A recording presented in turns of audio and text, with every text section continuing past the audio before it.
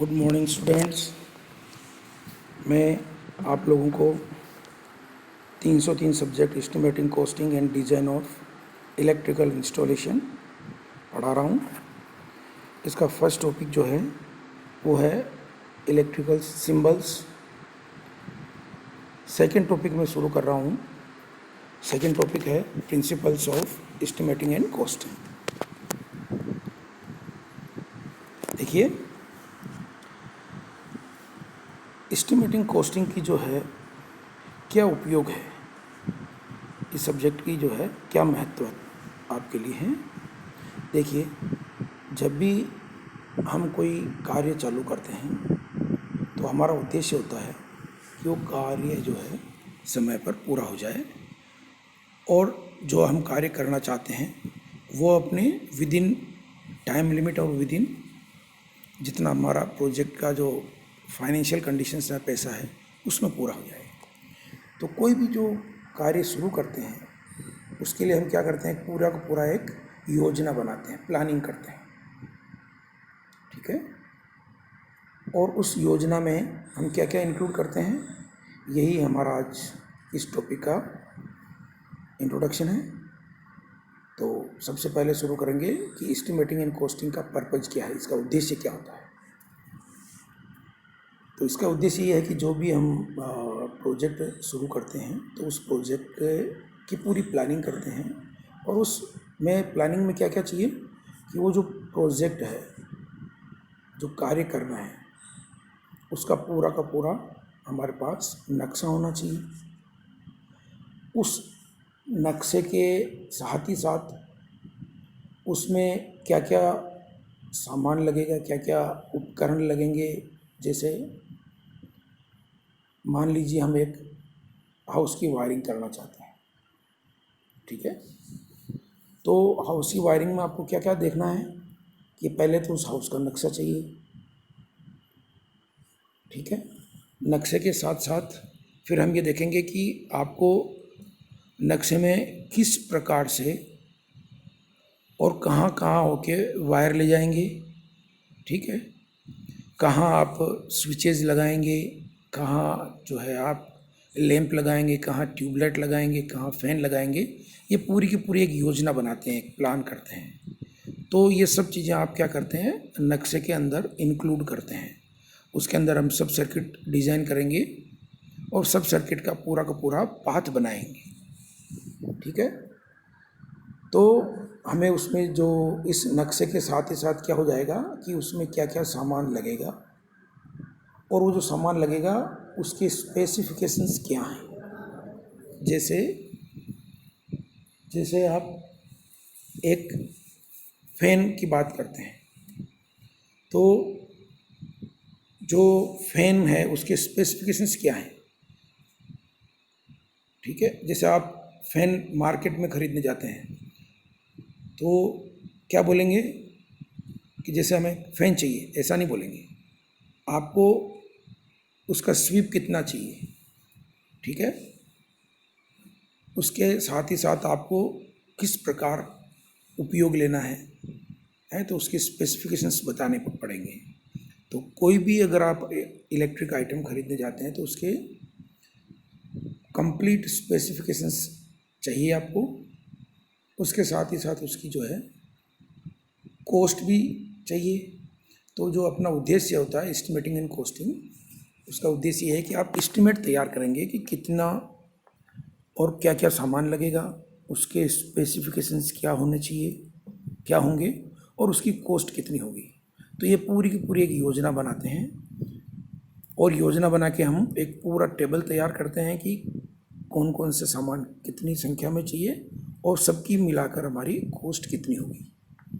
जब आप पूरी कॉस्टिंग कर लेते हैं तो आपका पूरा प्लान हो जाता है कि हमें इस कार्य को करने के लिए इतना पैसा चाहिए और ये जो है हमें सामान चाहिए। यही अपना एस्टिमेटिंग एंड कॉस्टिंग का उद्देश्य होता है, ठीक है।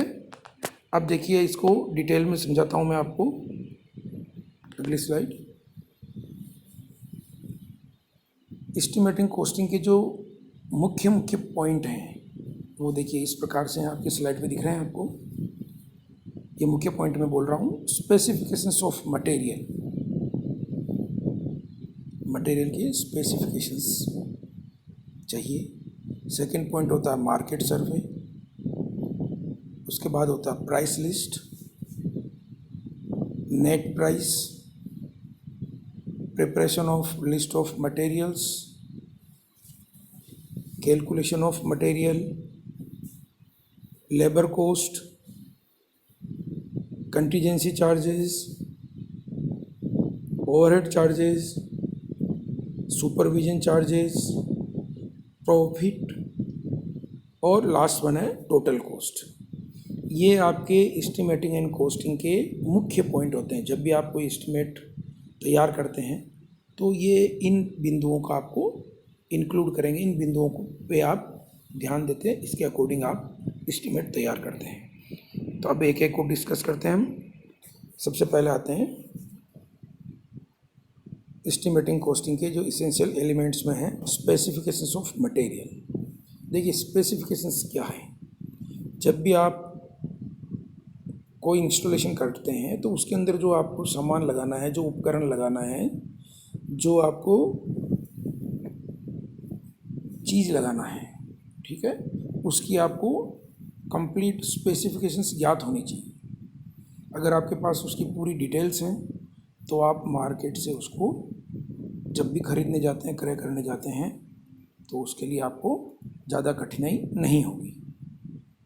मान लीजिए जैसे आप एक स्विच खरीदने जा रहे हैं, अगर आपने स्विच में कभी ध्यान दिया हो तो देखना, आप जब भी आपके घर पे जो स्विच लगा हुआ उसके ऊपर लिखा होता है, उसकी करंट रेटिंग लिखी होती है।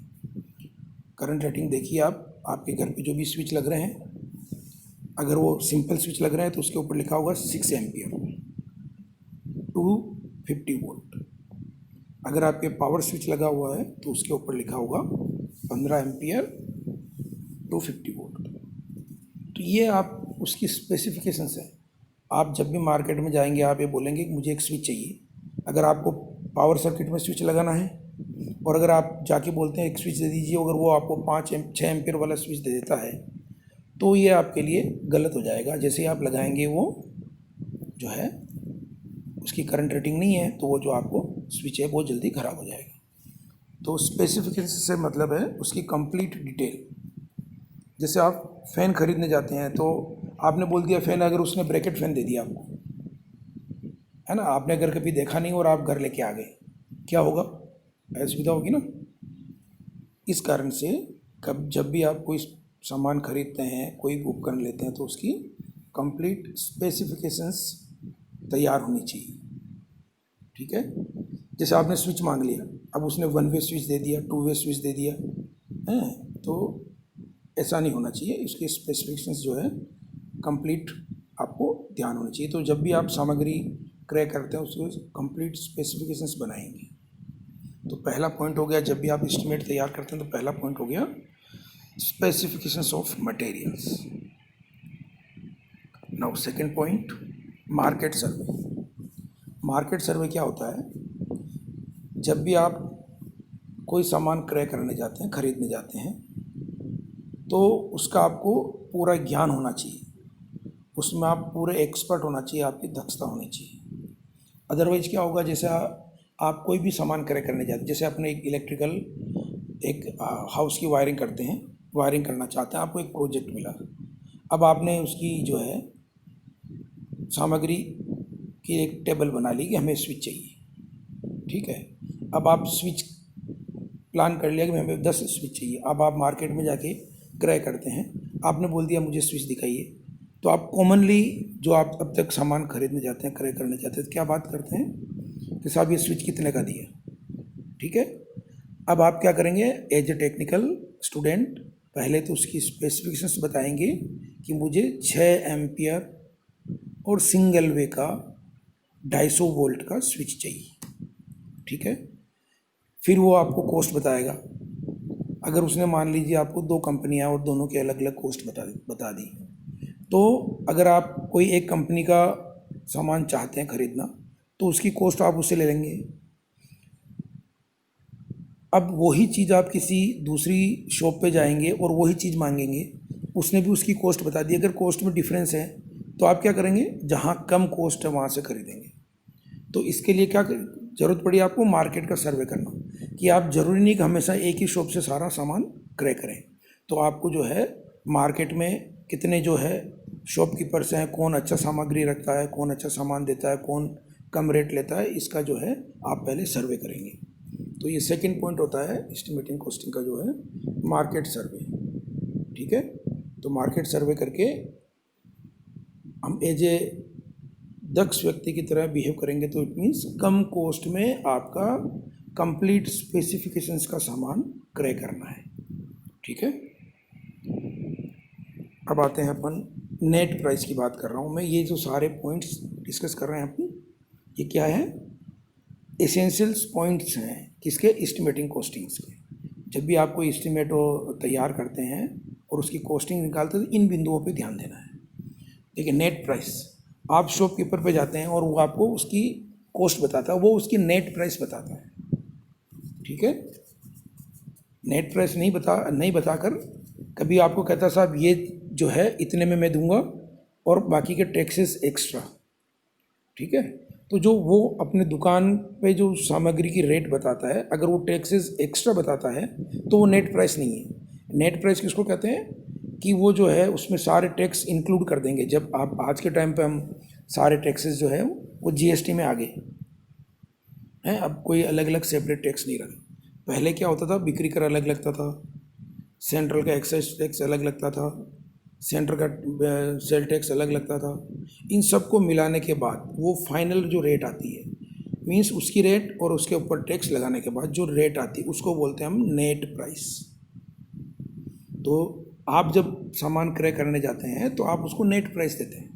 अगर वो उसमें छूट देता है तो छूट भी उसमें से माइनस कर लेता है, लेकिन वो सामान आपको कितने में मिलेगा, ठीक है ना, वो उसकी नेट प्राइस कहलाता है। अगला पॉइंट है preparation of list of material. अब आपके एक प्रोजेक्ट कर रहे हैं कि हाउस वायरिंग कर रहे हैं, तो आप क्या करेंगे, कितना कौन कौन सा सामान क्रय करना है। जैसे हाउस की वायरिंग कर रहे हैं, आपके 3 कमरे हैं, तो 3 कमरों में आपने टोटल सर्किट डिज़ाइन कर लिया, टोटल कितने फ़ैन लगेंगे, टोटल कितने स्विचेस लगेंगे, है ना। तो इसकी एक लिस्ट तैयार करते हैं, जिसका लिस्ट का जो फॉर्मेट है ये आपको उस स्क्रीन पे दिखाया जा रहा है कि क्रम संख्या, सामान का कंप्लीट विवरण, उसका आकार कितना है, उसकी मात्रा कितनी लानी है, उसकी रेट क्या है और टोटल कॉस्ट कितनी पड़ेगी। और टिप्पणी में हम कोई विशेष रिमार्क कर सकते हैं कि हमने उस शॉप से लिया, ये लिया, वो अदर चीज़ होगी। तो हम एक कंप्लीट जो है लिस्ट तैयार करेंगे। जैसे मैं हाउस वायरिंग की बात कर रहा हूँ, तो एक कमरे में आपको 3 स्विच लग रहे हैं मान लीजिए, दूसरे कमरे में 6 स्विच लग रहे हैं, तो पूरी डिटेल लिखेंगे और टोटल स्विचेस कितने हो जाएंगे वो काउंट कर लेंगे, टोटल फैन कितने लगेंगे वो काउंट कर लेंगे, और वो उसके अकॉर्डिंगली हम एक लिस्ट तैयार कर लेंगे कि इतने फ़ैन चाहिए, इतने स्विचेस चाहिए, इतने बल्ब चाहिए, इतने हमें पावर सॉकेट चाहिए, इतने सिंपल सॉकेट चाहिए, है ना, ये वाला। तो ये जो है एक लिस्ट तैयार करेंगे। ये हो गया आपका अगला point, preparation of list of material. अब देखिए, उसके बाद हम करेंगे कैलकुलेशन ऑफ मटेरियल की कैलकुलेशन करते हैं। कि कैलकुलेशन कैसे है, कि टोटल कितने स्विच चाहिए, टोटल कितने फैन चाहिए, हैं, ये सारे कैलकुलेट करेंगे। अब उसके बाद हम क्या करेंगे, लेबर कॉस्ट जोड़ेंगे। इन सारे, पहले आपने मटेरियल खरीद लिया, मटेरियल की प्लान कर लिया, कितना मटेरियल कितनी कॉस्ट आ रही है, सारा मटेरियल की निकाल लिया रेट। अब उसमें आप लेबर कॉस्ट चार्ज करेंगे, हैं। ये लेबर कॉस्ट जगह जगह के साथ परिवर्तित होती रहती है। शहरों में ज़्यादा होती है, गांव में जहां अगर आपको उसके टेक्निकल व्यक्ति, जैसे हाउस वायरिंग की बात करें, हाउस वायरिंग वाले जो लड़के हैं वो गांव में मिल जाते हैं, तो उनकी, क्योंकि गांव में एक्सपेंडिचर कम होता है तो उनकी रेट कम होती है, ये रेट वेरी कर सकती है। तो लेबर कॉस्ट जोड़ते हैं। लेबर कॉस्ट सामान्यतः जो है 20 से 30% कॉस्ट की आती है, तो वो जोड़ेंगे। पहले आपने लिस्ट बना ली, मटेरियल जोड़ निकाल दिया, उसके बाद उसकी कॉस्टिंग कर ली, उसके बाद आप लेबर कॉस्ट जोड़ दिया, ठीक है। लेबर कॉस्ट के बाद में आता है कंटीजेंसी चार्जेस। कंटीजेंसी चार्जेस को हम बोलते हैं आकस्मिक व्यय, ठीक है। ये कौन से व्यय होते हैं, जैसे आपने कोई भी प्रोजेक्ट तैयार किया और आपने उसकी कॉस्ट निकाल दी, ठीक है। आपने चूंकि मार्केट सर्वे किया था और मार्केट सर्वे में आपने सपोज़ आपने फ़ैन की कॉस्ट मार्केट में कम मालूम करके आ गए और आपने उसकी कॉस्ट लगा दी।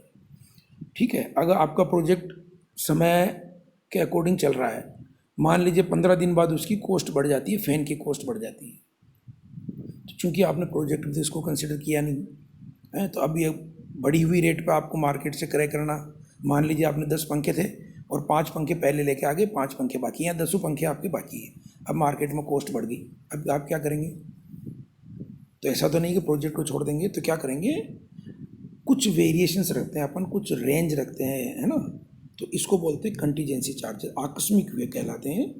ये जो थोड़ा बहुत परिवर्तन आ जाता है कॉस्ट में, लेबर कॉस्ट में, मटेरियल की कॉस्ट में, है ना, तो इसको जो वेरिएशन आएगा, बढ़ जाएगा, तो इसके लिए हम एक थोड़ा सा प्रोविज़न रखते हैं जिसको बोलते हैं कंटीजेंसी चार्जेस। और कंटीजेंसी चार्जेस जो है सामान्यतः 3 से 5% होता है। किसका? अब तक की ऊपर जो कॉस्ट आई ना, उसका मटेरियल कॉस्ट जो निकाली आपने, उसका 3 से 5% लिया जाता है। अगला पॉइंट होता है ओवरहेड चार्जेस, जिसको बोलते हैं अपन ऊपरी प्रभार। ये क्या होता है? देखिए, आपने मटेरियल की कॉस्ट निकाली, आपने पूरी कॉस्टिंग कर ली, लेबर कॉस्ट जोड़ दिया, कंटीजेंसी चार्जेस लगा दिए। ठीक है, कंटीजेंसी चार्जेस का प्रोविज़न भी कर लिया आपने। लेकिन इन सब कार्य करने के लिए आपने एक ऑफिस बना रखा है, ऑफिस के साथ ही साथ आपने कुछ अपॉइंट कर रखे हैं आदमी, ऑफिस के अंदर फर्नीचर है, ऑफिस के अंदर सुविधा लगा रखी है आपने की, फोटोस्टेट की मशीन लगा रखी, कंप्यूटर लगा रखा है, वहाँ पे फ़ैन लगा रखा है, वहाँ पे इलेक्ट्रिसिटी का कनेक्शन है, पानी का कनेक्शन है। उस पूरे प्रोजेक्ट को पूरा करने के लिए आपने एक ऑफिस इस्टेब्लिश कर रखा है, तो उसका चार्जेस कहाँ से आएगा? क्योंकि आपने अब तक ऊपर तो जो जो कॉस्ट लिया है वो केवल मटेरियल की कॉस्ट लिया, लेबर कॉस्ट लिया जो आपको पे करना है ना। तो ये जो चार्जेस हैं ऑफिस एक्सपेंडिचर, यहाँ आपने बाज़ार में गए, मार्केट सर्वे करने गए, तो आपने कुछ ऑफिस का साधन लेके गए, तो उसके चार्जेस कहाँ आएंगे? उसके चार्जेस, ये सारे चार्जेस जो हैं ओवरहेड चार्जेस के अंदर आते हैं। भाई आप जो दफ्तर पे जो ऑफिस पे जो खर्च आने वाला खर्चा, बिजली का खर्चा, पानी का खर्चा, आपने ऑफिशियल वर्क किया, टेंडर निकाले हैं, मार्केट सर्वे करने गए, मार्केट से रेट लेके आए और प्लान किया, ये सारे सारे जो एक्सपेंडिचर आएंगे ये ओवरहेड चार्जेस के अंदर आते हैं। और ये सामान्यतः जो कॉस्ट ली उसका 11% होता है। ठीक है, तो क्या आपने कॉस्ट ले ली, लेबर कॉस्ट जोड़ दी, आकस्मिक भी जोड़ दिया, उसके बाद उसका 11% जोड़ते हैं, ये ओवरहेड चार्जेस कहलाता है, ऊपरी प्रभार। ठीक है, चलो नेक्स्ट। अब आते हैं अपन सुपरविजन चार्जेस। ये चार्जेस क्या होते हैं? देखिए, आप कोई भी प्रोजेक्ट पूरा करते हैं, उसमें आपको टेक्निकल अगर कार्य है तो टेक्निकल एक्सपर्ट की एडवाइस लेनी पड़ती है, वहाँ पे आपको टेक्निकल एक्सपर्ट लगाने पड़ते हैं, या कोई टेक्निकल आदमी वहाँ की विजिट करता है, उसको सुपरवाइज़ करता है, तो उसके लिए जो भी चार्जेस खर्च करने पड़ते हैं आपको, वो कहलाते हैं सुपरविजन चार्जेस। उसको सुपरवाइज़ करने के लिए जो आपको प्रोविज़न रखना पड़ता है पैसे का, उसको कहते हैं सुपरविजन चार्जेस। जैसे आपने एक हाउस की वायरिंग करा रहे हैं, यहाँ आपने एक मान लीजिए कॉमर्शियल एक कॉलेज बनी है, इस कॉलेज की वायरिंग हो रही है, तो उसको सुपरवाइज़ करने के लिए जो सुपरवाइज़र आता है या कोई टेक्निकल एक्सपर्ट आता है, वो उसमें आके परिवर्तन करता है, वो अपनी जो टेक्निकल नॉलेज है उसको यूज़ करते हुए आपको ज़्यादा सुविधाएँ प्रदान करता है और कॉस्ट बचाने की कोशिश करता है, कॉस्ट बचाता है आपके साथ, हैं, अच्छे डिज़ाइन देता है। तो उसके लिए आप एक टेक्निकल एक्सपर्ट रखते हैं, तो वो सुपरविजन चार्जेस लगते हैं। ये सुपरविजन चार्जेस जो है इंजीनियर, सुपरवाइजर, इनके लिए, उनके सैलरी के लिए, उनके भत्तों के लिए देने पड़ते हैं, तो ये कहलाते हैं सुपरविजन चार्जेस। और ये जो चार्जेस होते हैं ये 10 to 15% होते हैं, 10 से 15% सुपरविजन चार्जेस लगाया जाता है। ठीक है, ये एस्टिमेटिंग कॉस्टिंग के आपको सारे एक एक पॉइंट कंसिडर कर रहे हैं। अब अगला पॉइंट है प्रॉफिट। देखिए, आपने ऊपर तक जो काम किया, ये सारा काम, मान लीजिए अगर आप एक प्राइवेट फर्म है, तो प्राइवेट फर्म है तो प्राइवेट फर्म क्या करेगी? ये सारा काम आप उनसे करवा रहे हैं, आप सुविधा दे रहे हैं, तो वो अपना प्रॉफिट भी रखेगा। ठीक है, तो ये सारे चार्जेस के बाद जितनी कॉस्ट आती है, सब ऊपर के जो भी मैंने आपको बताया, सब चार्जेस लगाने के बाद इसके साथ ही साथ वो प्राइवेट कंपनी अपना प्रॉफिट इंक्लूड करती है इसके अंदर। ठीक है, तो ये प्रॉफिट भी उसमें जोड़ा जाएगा, तो ये प्रॉफिट होता है लगभग 20 से 30%। ये भी उस पूरी की पूरी कॉस्टिंग में आएगा, ठीक है। तो प्रॉफिट जो है लगभग 20 से 30% लगाया जाता है। अब आते हैं अपन टोटल कॉस्ट। टोटल कॉस्ट में जितना भी आपने ऊपर काम किया उसमें जो है लाभ का प्रतिशत भी जोड़ दिया, सब जोड़ दिया आपने।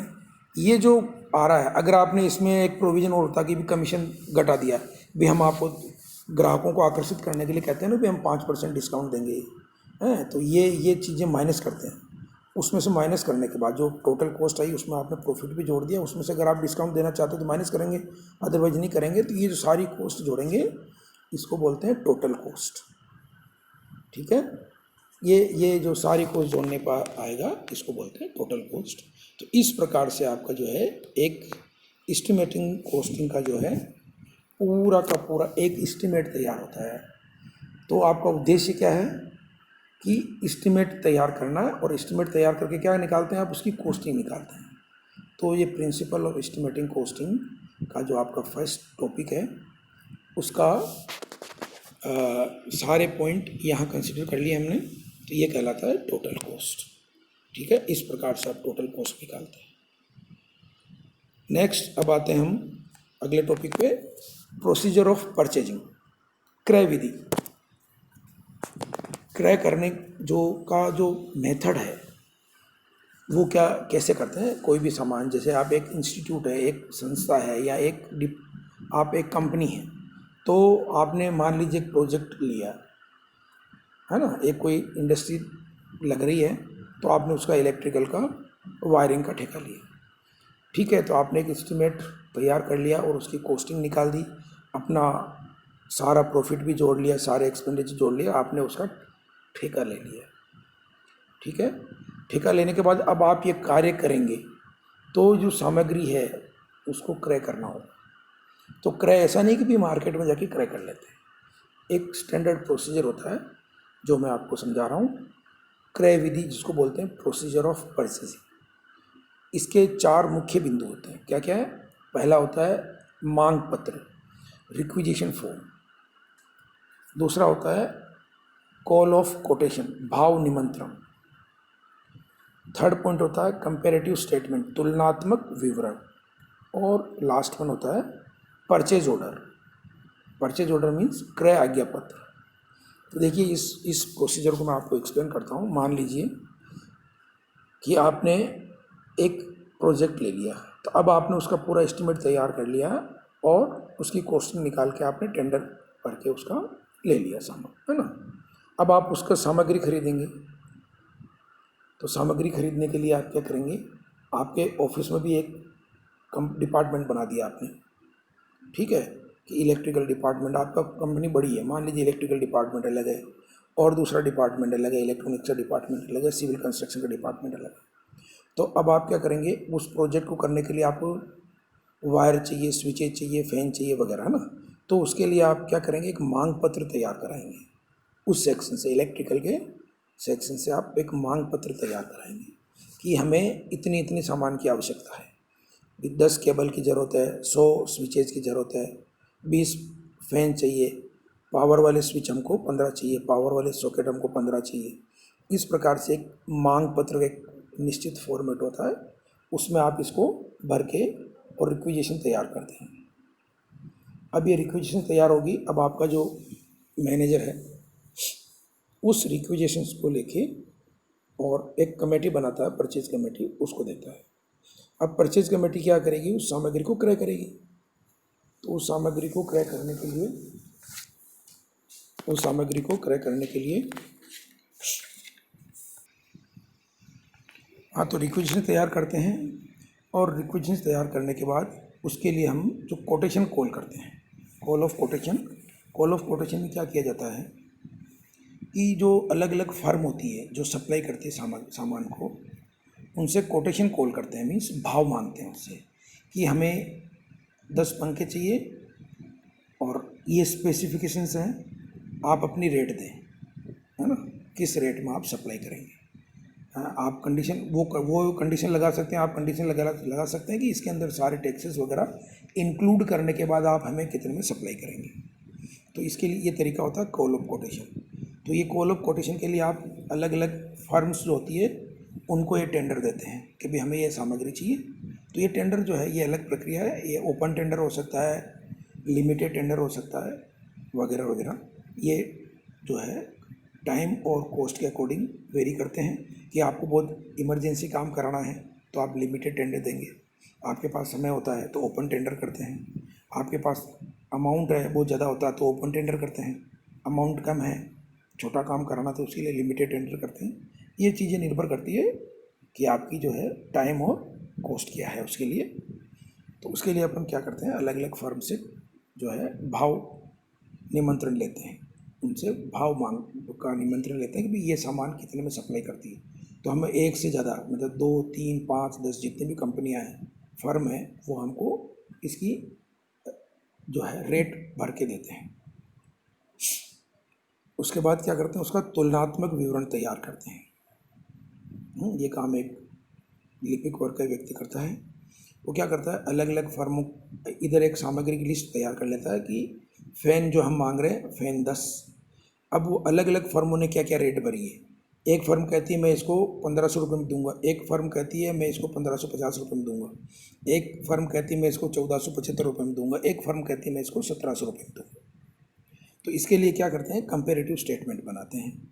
और कंपेरेटिव स्टेटमेंट बनाते हैं प्रत्येक सामग्री, उसको सामने उस सामग्री को सप्लाई करने वाली फर्म वो क्या दर में दे रही है, क्या रेट में दे रही है, वो रेट लिख देते हैं। इस प्रकार से एक तुलनात्मक विवरण तैयार हो जाता है।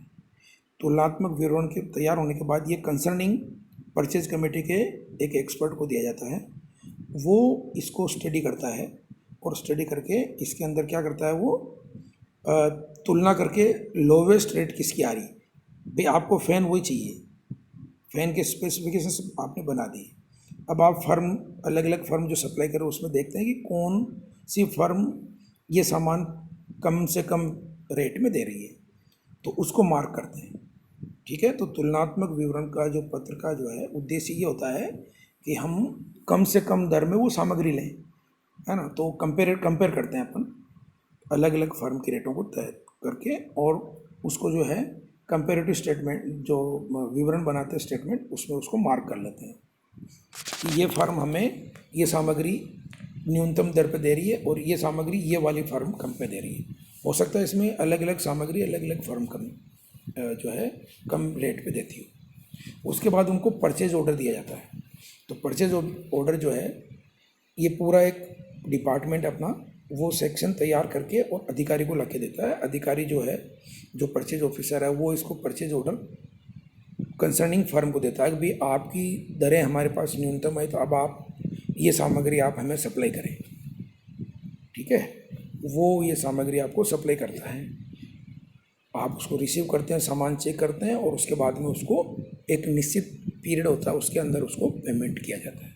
तो ये जो है, ये जो प्रोसीजर होता है परचेजिंग का, प्रोसीजर ये होता है। ठीक है, चलो आज तक यहीं एंड है अपना टॉपिक ये। थैंक्स।